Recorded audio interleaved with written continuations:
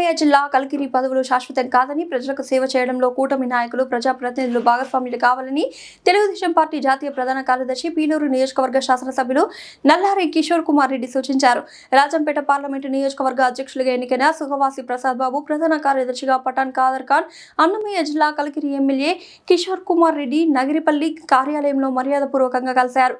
ఆయన మాట్లాడుతూ కష్టకాలంలో పార్టీకి సేవలందించి పార్టీ గెలుపు కోసం కృషి చేసిన వారికి పదవులు వరించడం సంతోషంగా ఉందని, ముఖ్యమంత్రి చంద్రబాబు నాయుడు, ఐటీ విద్యాశాఖల మంత్రి నారా లోకేష్ కు ప్రత్యేక కృతజ్ఞతలు తెలిపారు. పార్టీ బలోపేతానికి శక్తి వంచన లేకుండా ప్రతి ఒక్కరూ తమ వంతు కృషి చేయాలని, రాజంపేట పార్లమెంట్ పరిధిలో ఉన్న 7 నియోజకవర్గాలు వచ్చే ఎన్నికల్లో గెలిపించి చంద్రబాబు నాయుడుకు కానుకగా ఇవ్వాలని అన్నారు. తర్వాత ఈ పార్లమెంట్ లో పార్టీ బలోపేతం కోసం అందరూ ప్రయత్నం చేస్తాం. నేను కానీ, ఉండే ఎమ్మెల్యేలు కానీ, షాజహాన్ కానీ, మిగతా వాళ్ళు ఎవరైతే ఇన్ఛార్జీలు ఉన్నారో పార్టీ ఆదేశాల ప్రకారము వాళ్ళతో మాట్లాడి 7 సీట్లు ఏదైతే రాజంపేట పార్లమెంట్లో లాస్ట్ టైము చిన్న పొరపాట్ల వల్ల పుంగనూరు కానీ, అమలపల్లి కానీ, రాజంపేట కానీ కోల్పోవటం జరిగింది. ఈసారి పార్టీ బలోపేతం కోసం 7 సీట్లు ఏదైతే ఉన్నాయో ఈ పార్లమెంట్లో ఎమ్మెల్యే సీట్లు మరియు పార్లమెంట్ మెంబర్గా కూడా గెలిపించుకుంటాం తెలుగుదేశం పార్టీని ఈసారి మేము.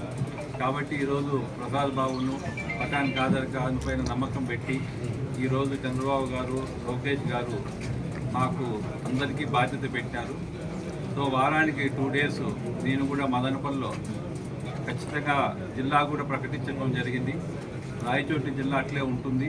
మదనపల్లి జిల్లా మనకు ప్రకటించడం జరిగింది కాబట్టి మదనపల్లి హెడ్ క్వార్టర్లో కలెక్టర్, ఎస్పీ అన్ని ఆఫీసులు ఉంటాయి కాబట్టి మేమందరం కూడా, నేను కానీ, ప్రసాద్ బాబు కానీ, షాజహాన్ కానీ, మేమందరం కూడా వారానికి 2 డేస్ మదనపల్లి హెడ్ క్వార్టర్లో ఉండి ఏ కార్యకర్తకు ఇబ్బంది వచ్చినా మదనపల్లిలో జిల్లా హెడ్ క్వార్టర్లో పనిచేసేదానికి మేము అందుబాటులో ఉండాలని నిర్ణయించడం జరిగింది.